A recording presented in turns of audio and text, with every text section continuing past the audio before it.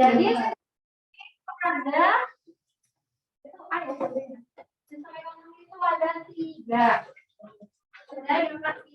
Nah, sistem ekonomi. Oke, yang pertama itu ada sistem ekonomi komando. Komando itu nama lainnya adalah terpusat.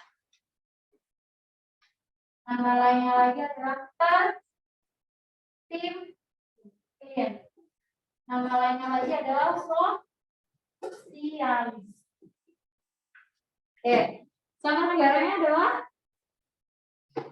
itu korut Korea Utara ya. Jadi ciri-ciri dari sistem ekonomi terpusat sosialis itu adalah Korea Utara ya. Jadi sumber daya produksinya semuanya dikuasai oleh pemerintah ya. Sumber daya produksi dikuasai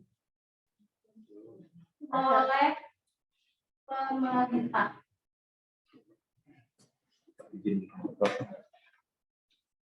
Gitu ya. Nah, itu salah satu cirinya ya. Nah, terus kebijakan ekonomi itu juga diatur oleh pemerintah. Kebijakan ekonomi diatur oleh pemerintah. Ya. Terus cirinya lagi adalah karena pemerintah itu pembuat kebijakan. Nah, pekerjaan masyarakat ditentukan oleh pemerintah. Pekerjaan masyarakat ditentukan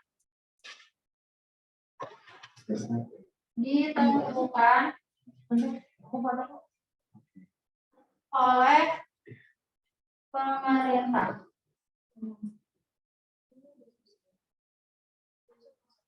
Itu ya.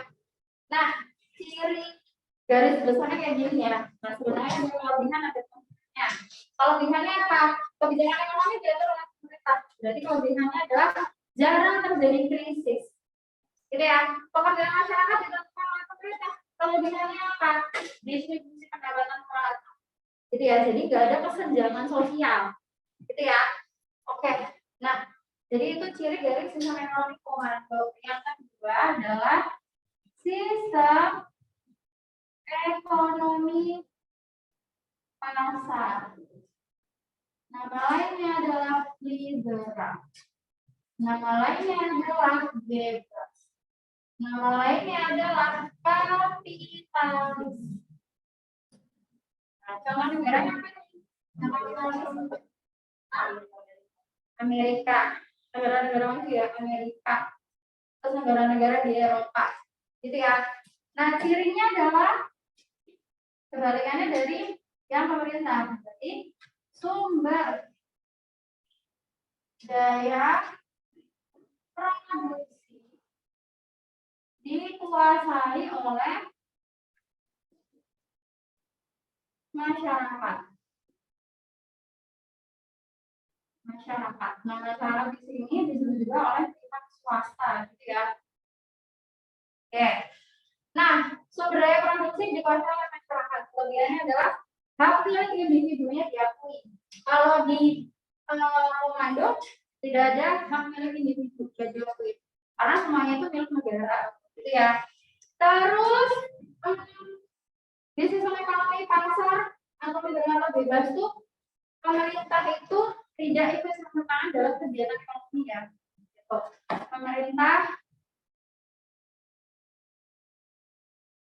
tidak ikut campur tangan langsung dalam kegiatan ekonomi.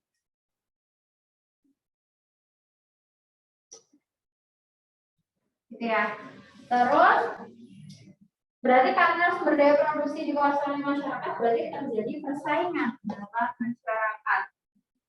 Yang terjadi persaingan dalam masyarakat.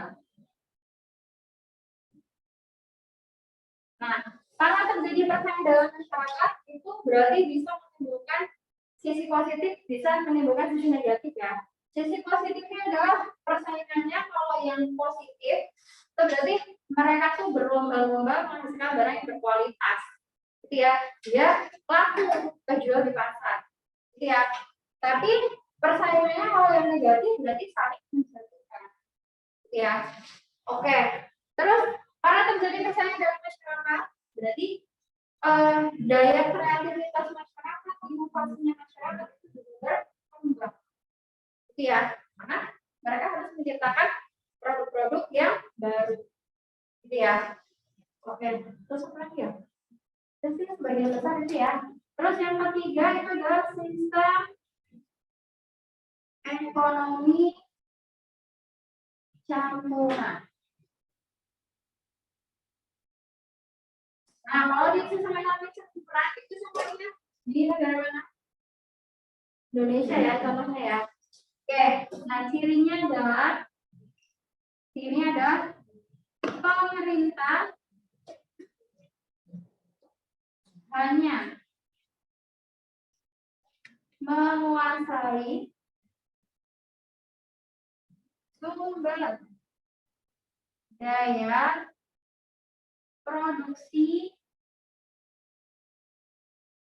yang vital. Ya, sisanya dikuasai oleh swasta. Gitu. Oke, jadi pemerintah tuh hanya menguasai sumber daya produksi yang vital atau penting ya, atau yang menguasai hajat hidup orang banyak. Gitu. Oke. Terus yang kedua adalah pihak swasta itu bebas melakukan kegiatan ekonomi ya dengan pengawasan pemerintah. Jadi ya, jadi ketika terjadi masalah ekonomi, pemerintah dan swasta itu saling bekerja sama dalam memecahkan masalah ekonomi. Ya, berarti gimana? Pemerintah dan swasta. Kak, maksudnya produksi yang vital apa, Kak? Produksi yang vital maksudnya apa? Vital itu penting atau yang menguasai hajat hidup orang banyak. Oke, makasih, Kak. Ya, kalau di Indonesia tuh sumber daya produksi yang vital itu kan ditentukan di undang-undang kan. Gitu kayak misalnya apa? Kayak misalnya PLN, ya kan, listrik. Dia tidak dimonopoli oleh swasta. Karena cuma ada satu doang, gitu kan. Kereta api, ya kan, kayak gitu. Oke, pemerintah dan swasta saling bekerja sama dalam pemecahan masalah ekonomi. Oke, nah itu ada 3 sistem ekonomi. Gitu ya. Oke, terus lanjut nomor 2.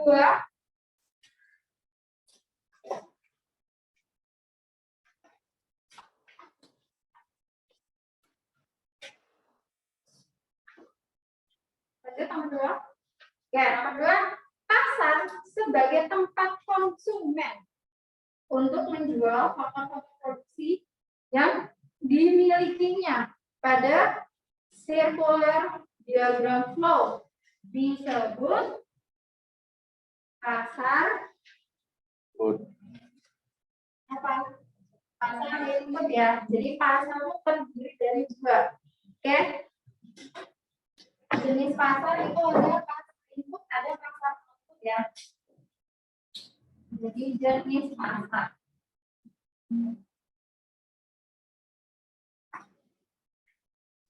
Jenis pasar itu yang pertama adalah ada pasar input.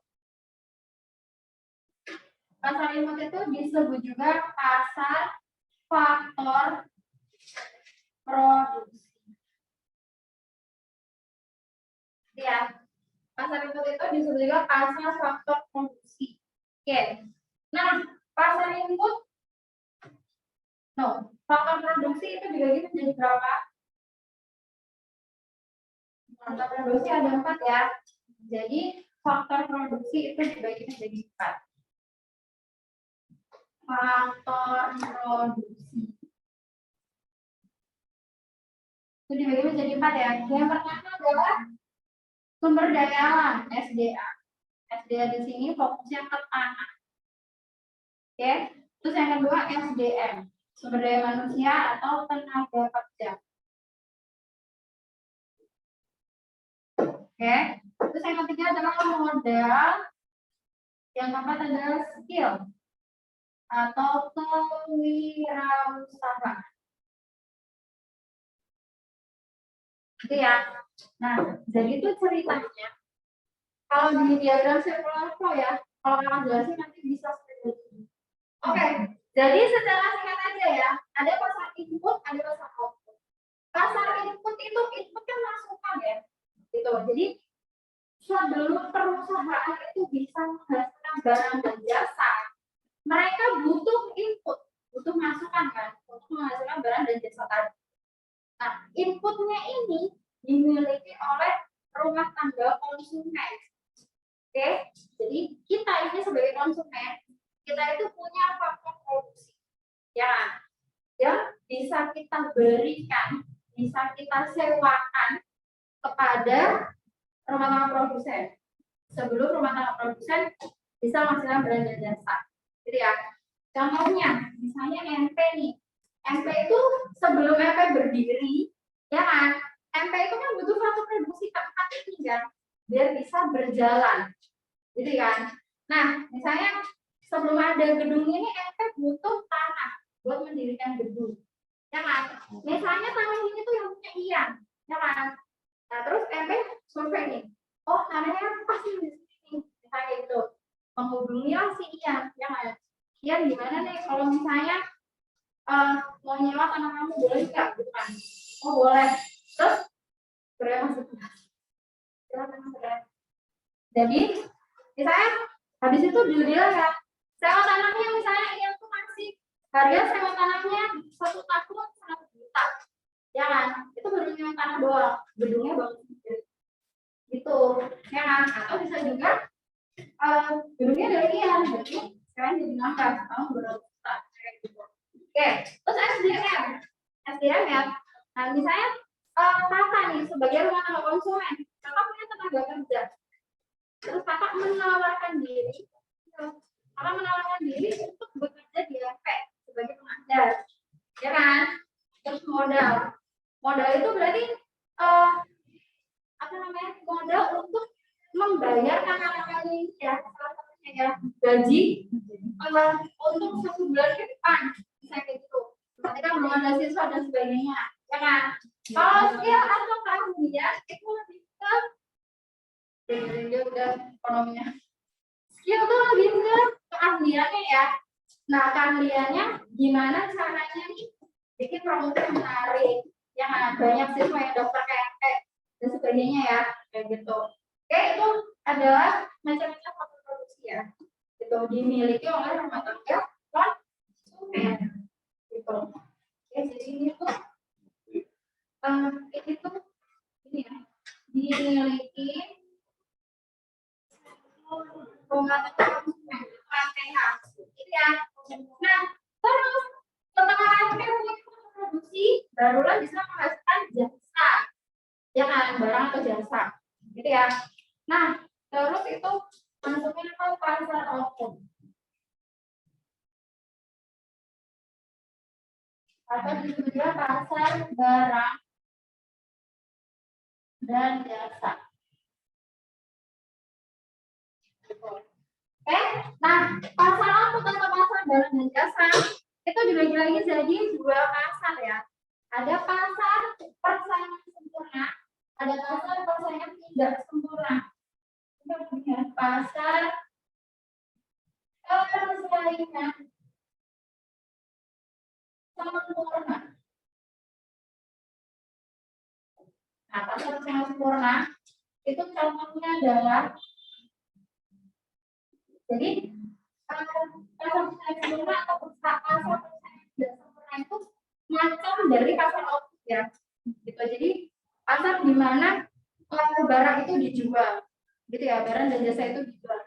Contoh pasar persaingan sempurna itu adalah pasar beras, pasar sayuran, pasar buah-buahan.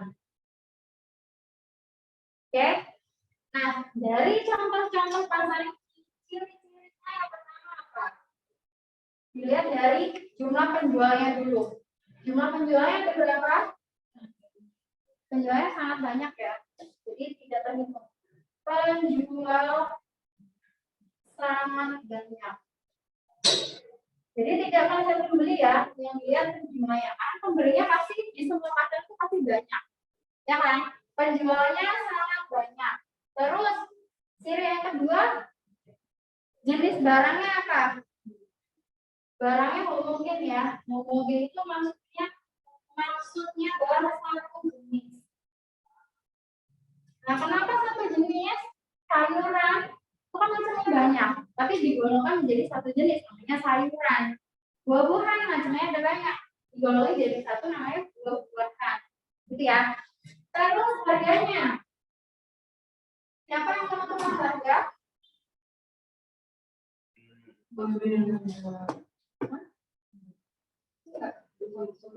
Harga bersifat price taker.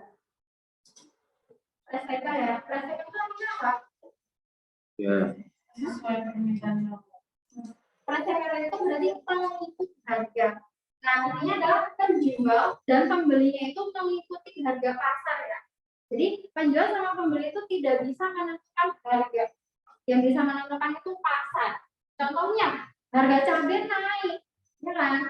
Nah, kenapa harga cabai naik? Yang menentukan harga cabai jadi mahal itu bukan si produsen cabai, ya kan? Kenapa? Karena harga cabai naik itu karena ternyata ladang cabai itu kena banjir, ya kan? Jadi hasil cabainya berkurang, padahal minta banyak, gitu ya. Jadi harganya naik, gitu. Oke, harga bersifat price taker atau sesuai mekanisme pasar. Mekanisme pasar atau sesuai dengan permintaan. Permintaan itu datang dari konsumen dan penawaran. Penawaran itu dari produsen. Penawaran pasar. Itu ya. Terus habis itu cirinya lagi adalah penjual bebas keluar masuk pasar. Keluar masuk pasar. Nah, kenapa penjual bebas keluar masuk pasar? Artinya, misalnya, misalnya hari Minggu memutuskan untuk mulai berjualan sayuran di pasar Pondok Labu, ya kan? Terus cuma 1 bulan nih, terus mau bosan lah jualan sayur di pasar Pondok Labu, udah istirahat dulu 2 bulan. Terus setelah 2 bulan dia jualan lagi di pasar Pondok Labu, nggak masalah. Itu ya, kenapa? Karena nggak butuh modalnya gede banget, tuh nggak modalnya nggak gede-gede amat, gitu. Jadi misalnya mau berhenti atau mau jualan lagi nggak rugi banget, gitu ya. Oke, terus cirinya lagi adalah distribusi relatif lancar. Distribusi itu berarti penyaluran barangnya ya relatif lancar karena tidak mengangkut barang-barang yang berat atau alat-alat berat, gitu ya. Terus satu lagi adalah penjual dan pembeli mengetahui keadaan pasar atau punya informasi lengkap tentang pasar. Ya, jadi kayak tadi harga cabai naik tuh penjual dan pembeli sama-sama tahu sebabnya kenapa. Gitu ya. Oke, nah itu ada pasar persaingan sempurna. Terus yang kedua ada pasar persaingan tidak sempurna. Nah, pasar persaingan tidak sempurna dibagi lagi jadi 3 pasar. Oke, ini namanya persaingan sempurna ya, karena persaingannya sangat sempurna. Penjualnya banyak, tapi penjualnya tidak bisa menentukan harga. Nah, namanya pasar persaingan sempurna. Jadi harga di satu penjual dan penjual yang lain yang banyak tadi harganya sama aja. Oke, nah kalau pasar persaingan tidak sempurna dibagi jadi 3 pasar. Yang pertama adalah pasar monopoli. Oke, mono itu satu, poli itu penjual. Berarti pasar monopoli hanya ada satu penjual di pasar. Contohnya apa?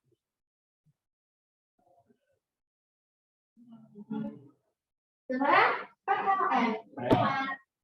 PLN. Perusahaan ini adalah ya, sama KAI, Kereta Api Indonesia. Oke, kalau Pertamina itu udah bukan monopoli lagi ya, karena udah ada pesaingnya. Contohnya Vivo, Shell, seperti Petronas, gitu-gitu ya. Nah itu udah menjadi pasar oligopoli. Yang di negara ini tuh cuma ada satu perusahaan aja, gitu ya. Oke, nah ciri-cirinya adalah berarti ya dilihat dari penjualnya dulu. Oke, cirinya adalah hanya ada satu penjual yang menguasai pasar. Ya, terus barangnya homogen. Terus harga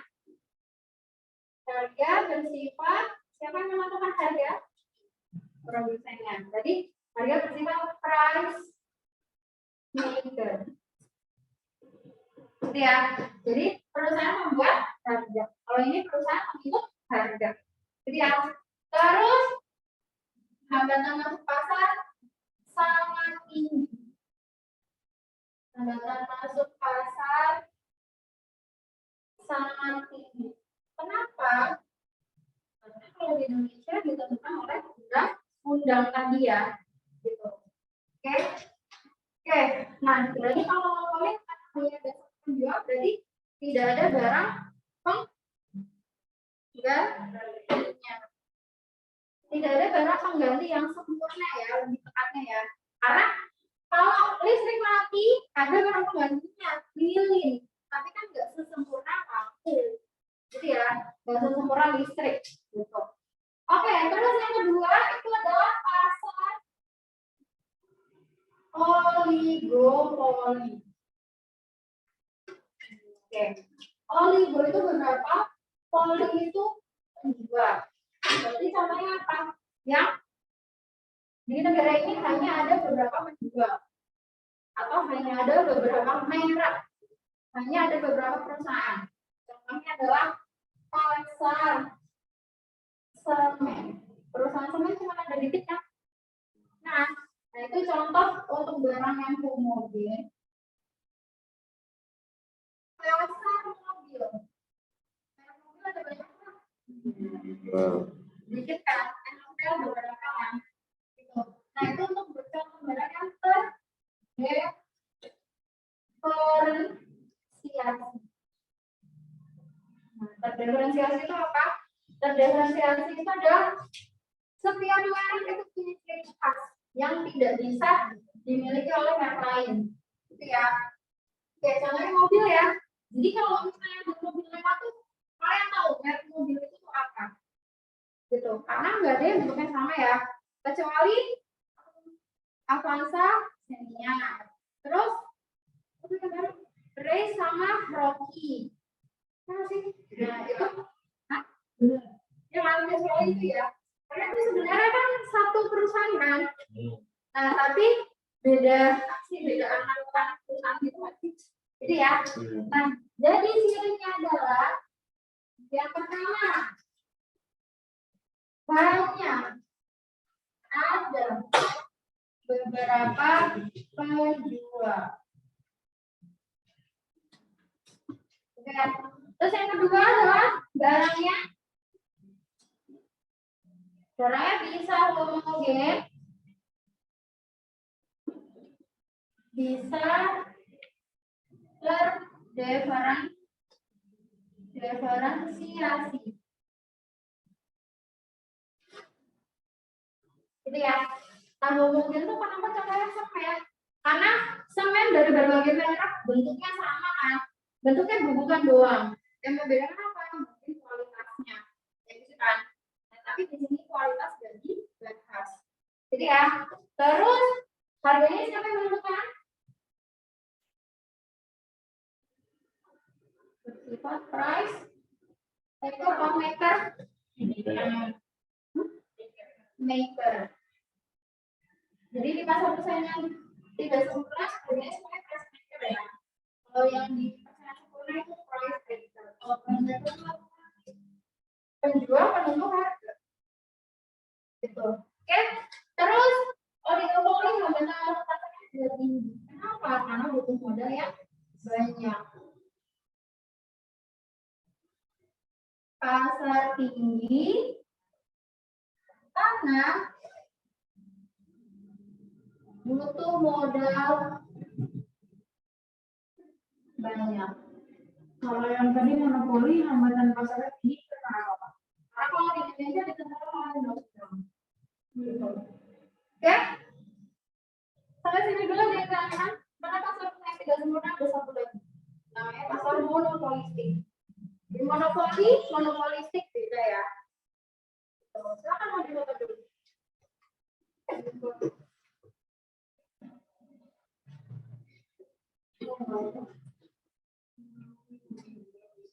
Jadi sekarang mau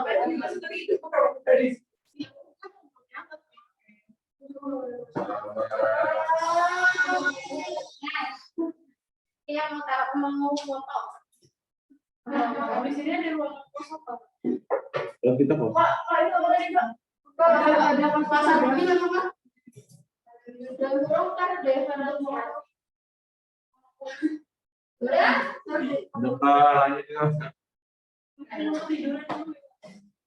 Ini ya.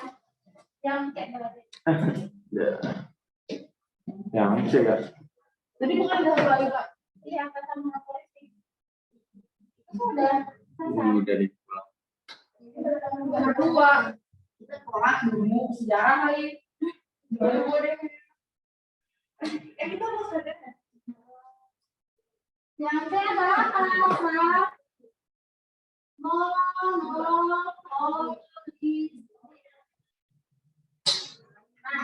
pasar monopolistik itu contohnya.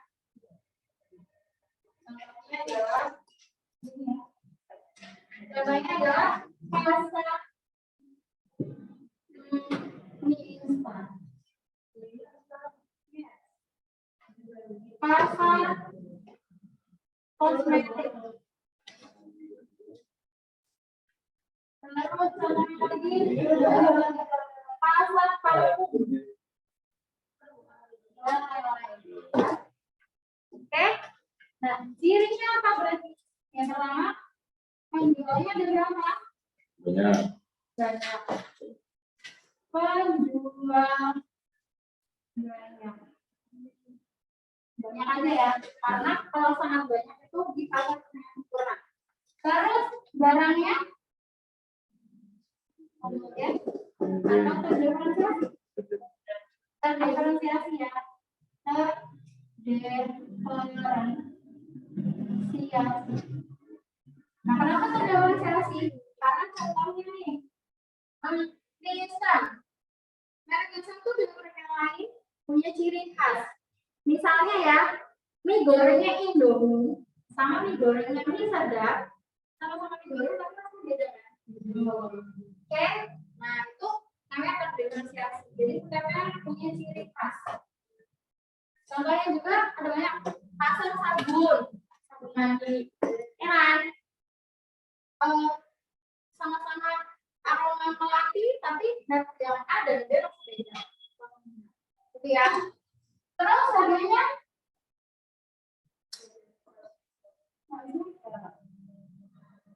terus anggota masuk pasarnya itu rendah. Anggota masuk pasar rendah ya. Nah, jadi kan ada tuh biasanya mereka nggak usah kenal, tapi dia berani membuat produk itu kan terus dijual di pasar kan. Itu berarti masuk pasarnya gampang, ya kan? Nah, yang membedakan adalah kalau dia pengen barangnya itu terkenal, dikenal masyarakat luas, berarti harus butuh modal yang gede buat iklannya di TV kayak gitu kan. Oke, kalau kita pasar rendah atau bukan gitu ya. Jadi kalau online shop tuh ini jualan apa sih?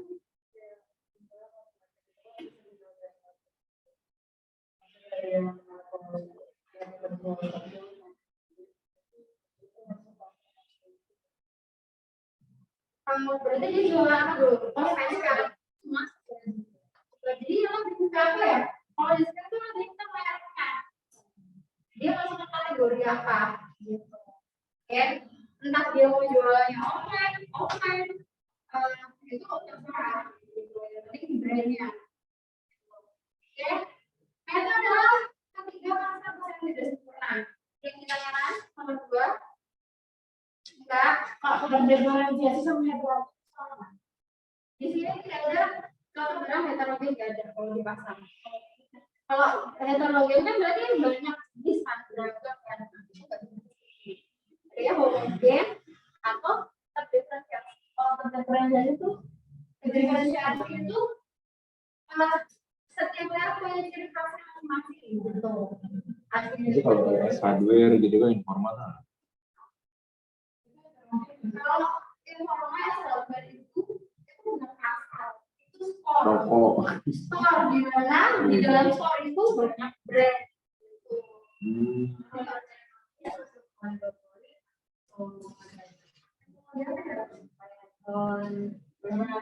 Handphone, kalau elektronik masuk karena hanya ada beberapa merek. Oke, terus tuh maskapai penerbangan masuk oligopoli. Karena cuma dikit kan. Cuma ada apa? Garuda, Indonesia, Lion Air, ada apa yang untuk masalahnya udah banyak kan. Ya terus apa namanya? Provider itu juga masuk oligopoli. Jadi kalau masuk pasar gampang. Modal gede itu harus pakai iklan. Kalau di pasar monopolis ini biasanya produknya itu sering kalian lihat iklannya di TV, iklannya di radio, begitu. Oke, gitu. Nah, untuk promosinya dia masyarakat tuh kenal sama produknya. Gitu. Jadi saingannya dia saingan di iklan, gitu. Nah itu mau endorse apa namanya? Artisnya atau siapa gitu kan, gitu ya. Jadi dulu juga lo Termasuk brand pakaian ya itu masuk ke bisa di brand tadi ya. Jadi MTK.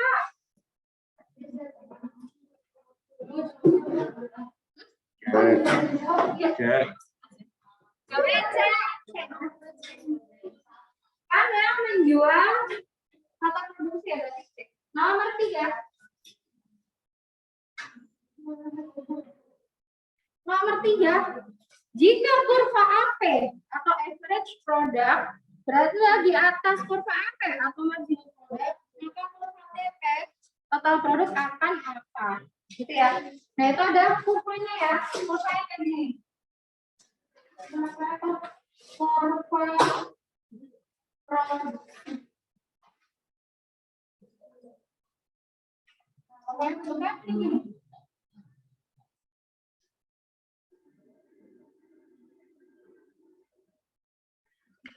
lihat dulu ya, karena garisnya tuh takut salah.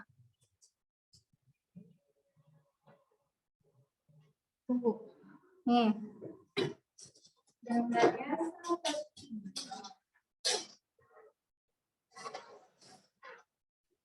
ya, jadi pulsanya tuh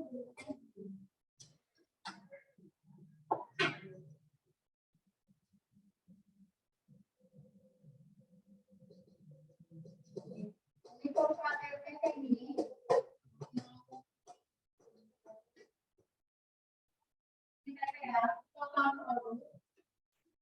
Terus pulsa MP-nya kayak gini.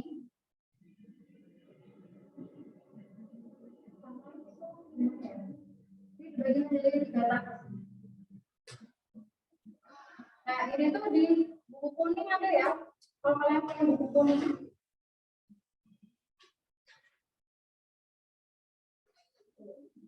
Pulsa MP-nya ini.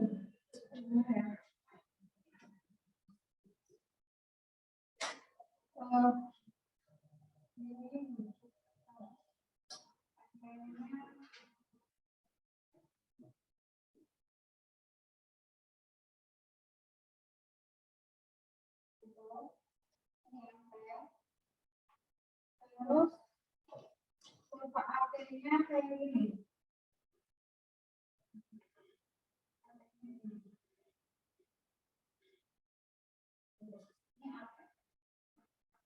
Oke.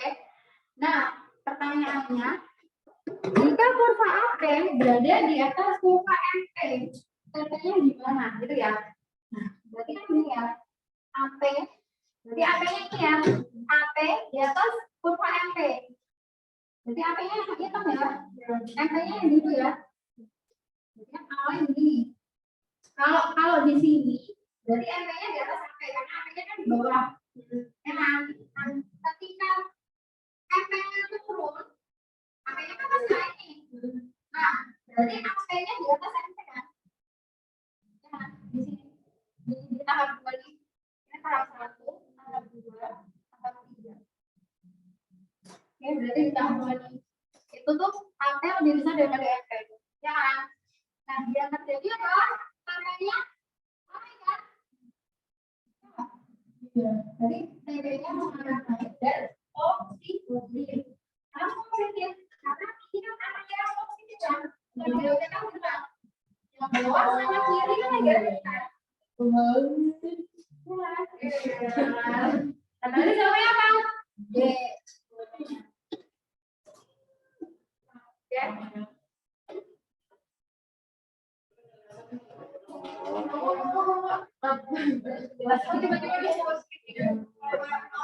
Yang MP yang AC, gimana kalau udah gambar dulu guys? Nah, jadi kan soalnya itu MP di atas AP di atas MP, ya kan? Yang terjadi pada TP itu apa? Ketika AP kan hitam nih di atas MP kan biru nih. Jadi kan di atas MP kan hitam ya.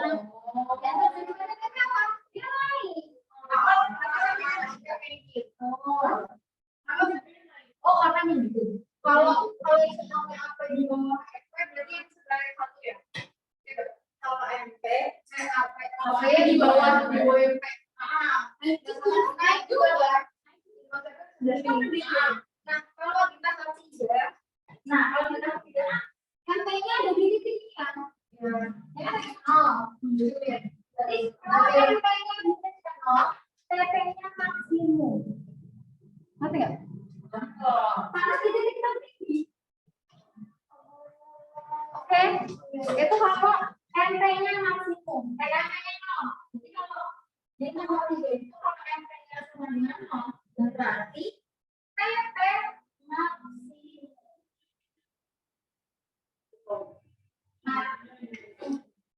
Nah, terus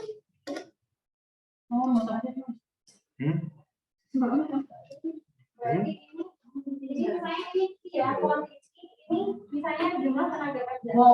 Sebentar.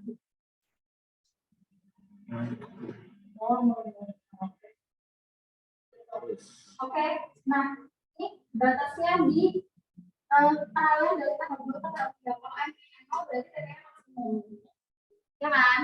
TPM maksimum. Nah terus di tahap 3, jika produsen menambah jumlah tenaga kerja terus menerus, TP-nya malah justru turun, gitu ya? Karena apa? Marginal produknya negatif.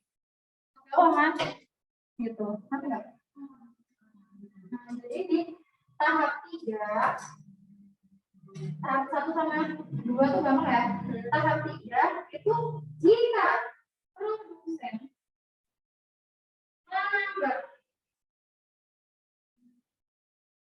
tenaga kerja, jadi kalau tenaga kerja itu kan berarti kesamaan. Nambah kan? Saya di sini itu berarti kan 7. Kalau dia nambah 8 atau 9 atau 10 dan seterusnya. Nah, jika produsen tambah tenaga kerja, maka TP akan turun dan MP akan negatif karena dia ke bawah, gitu ya. Oke. Kalau AP-nya kan dari tahap 2 udah turun kan, gitu. Oke. Tapi AP tidak pernah mencapai negatif ya. Yang bisa mencapai negatif cuma MP. Oke, apa itu pernah negatif? Ya, berarti apa ada turun? Dia masih atau semacam yang mau. Gitu. MP sama TP bisa. TP juga bisa. Jadi AP kan average produk rata-rata. Masa produk rata-rata yang diganti? Nah, produk rata-rata itu pasti paling kecil 0, tapi tambahannya bisa negatif. MP kan marginal produk, tambahan dari suatu produk bisa negatif, gitu. Paham? Belum. Tadi yang nggak bisa tadi apa? AP dan TPP, TP dan AP itu nggak bisa negatif. Marginal produk itu marginal itu tambahan, jadi tambahan produksi. Oke? Oke. Nomor 4.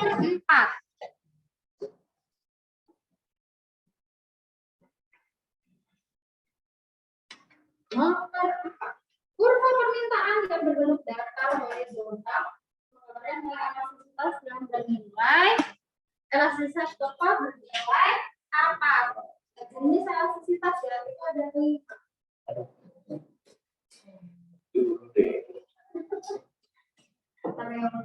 jenis elastisitas. Jenis elastisitas ada 5 ya. Yang pertama adalah elastis. Elastis itu koefisiennya adalah koefisien. Elastisitasnya itu adalah lebih dari 1 ya. Gitu. Oke, contoh barangnya adalah contoh barang mewah. Barang mewah ya. Kenapa barang mewah? Karena kemarin buat kayak gini.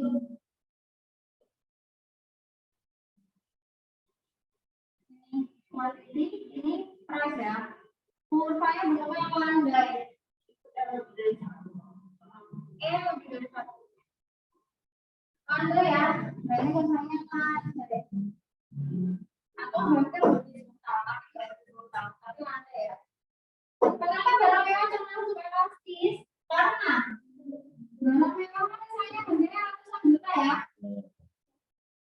Misalnya ada mobil, harganya 300 juta.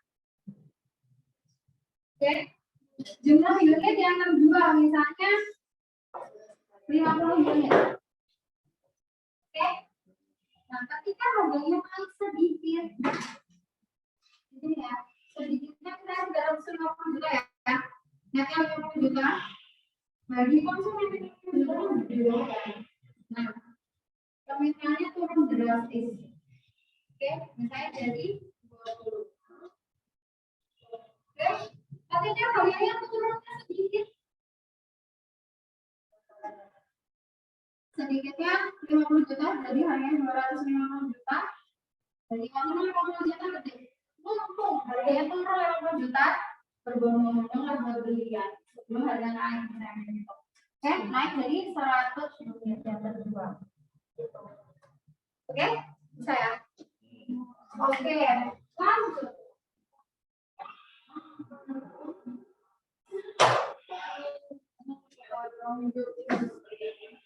Bisa loh, saya dirempet. Boleh, bisa. Lah, gimana jalan? Mau hindari contekan contek. Dua jelas. Yang B, orang itu ada satu jadi satu kamu. Jadi ini yang B apa enggak? Oh betul, itu Kak. Kalau misalnya nomor 2 itu kalau PP itu bakal turun positif itu pas kapan? 3 tahap 3. PP turun tapi masih dalam keadaan positif ya. AP juga turun masih keadaan positif. Oke, kalau lagi tahap 3 MP turun keadaannya negatif. MP negatif. Terus kalau yang DP naik tapi negatif itu kapan? Nggak ada. Mana bisa? Yang negatif ada doang. Di tahap 3. Kalau kamu mendaftar, ya ada. Oke, analisis koefisien. Nah, kenapa kalau dari 1 kurang dari 100 sama dengan 0 akan hingga nanti ada sendiri rumus mencari koefisiennya ya. Tadi kita nggak jualan. Oke, koefisiennya N-nya lebih dari 1. Itu analisis. Ini contoh barang kebutuhan pokok.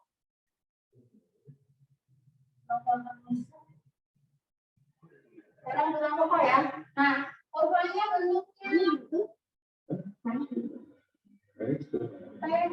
bentuknya curang, hampir vertikal ya, tapi nggak vertikal. Curang atau tepat.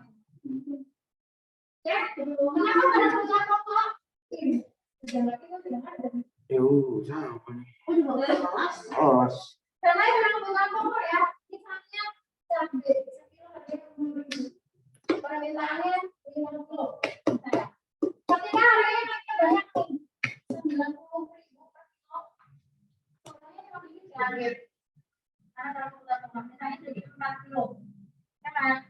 Ketika turunnya juga banyak, 20.000 sekilo, naiknya juga cuma sedikit.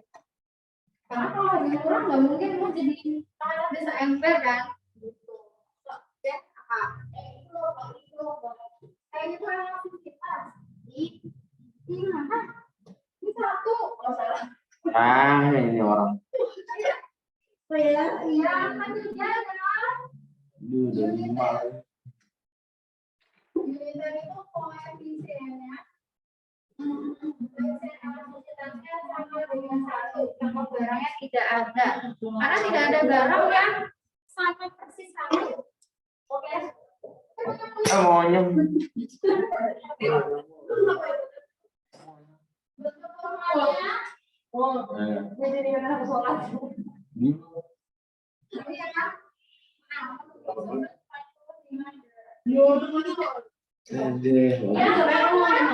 Adalah elastisitas sempurna.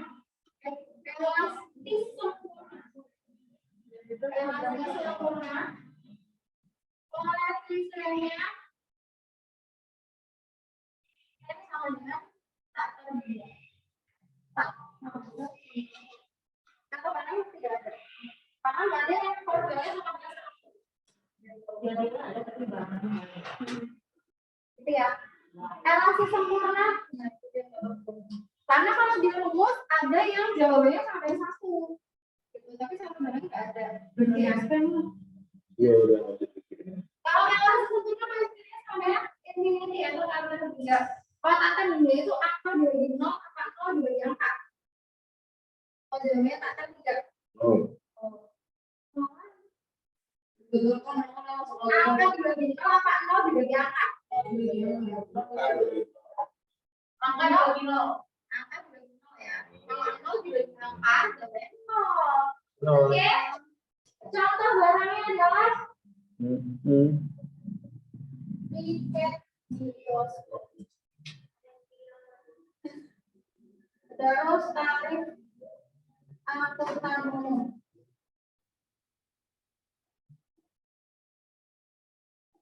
Ya. Nah, kurvanya bentuknya horizontal. Horizontal.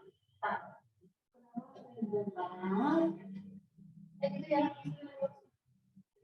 Nah, horizontal misalnya di teleskop. Masuknya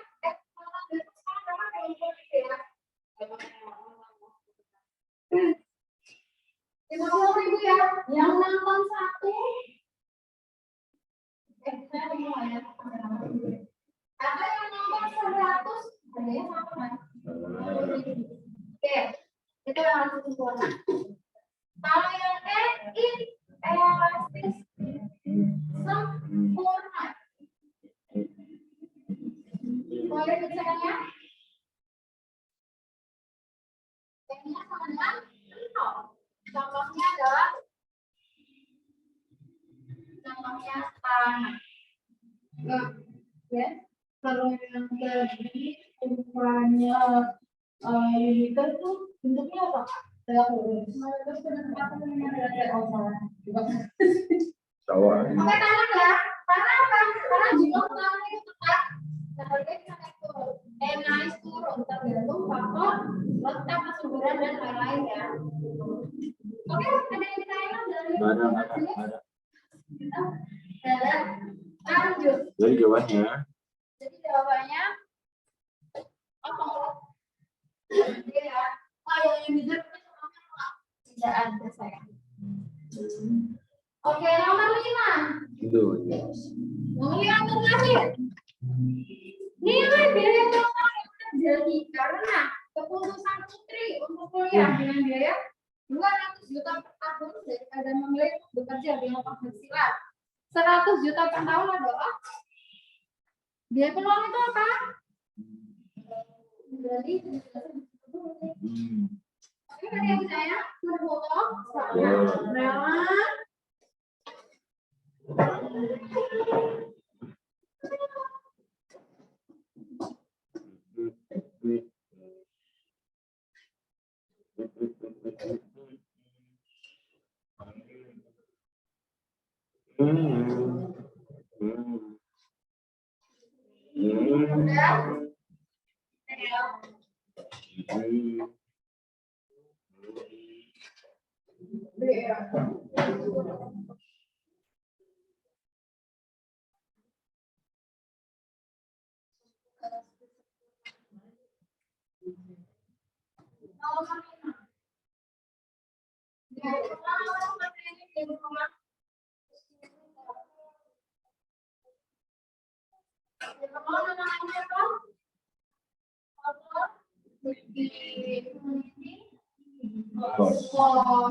apa itu namanya?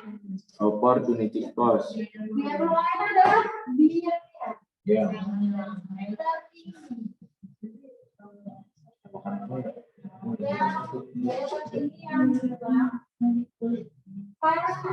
Juara. Biaya tertinggi yang adalah karena alternatif Boleh. Juara. apa yang dikorbankan ya? Oh, berarti nomor 5. Bagaimana jawabannya? B. Harus bisa. 100 juta C ya jawabannya ya. Karena dia memilih kuliah dengan uang 200 juta daripada bekerja. Berarti yang bekerja penghasilan bekerja itu 5. Jadi ya, kalau 200 jutanya itu namanya apa? Kalau 200 juta itu namanya adalah trade off. Ini asli jadi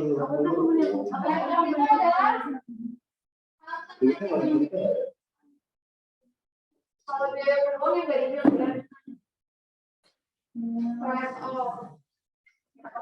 Berarti biaya peluangnya di soal itu yang kesalahan bukan syarat oke ya 200 juta. Jadi ya guys. Oke, jadi jawabannya ada yang sempurna untuk peluangnya apa? Oh iya, vertikal ya.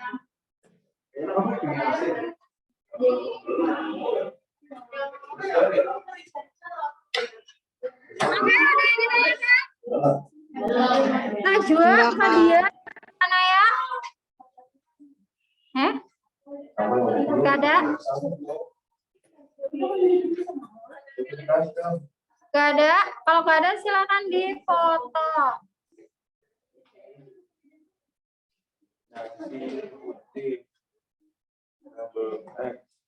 Ya.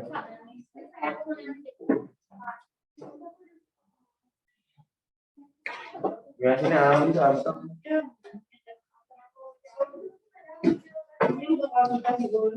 Terus mau siapa lagi?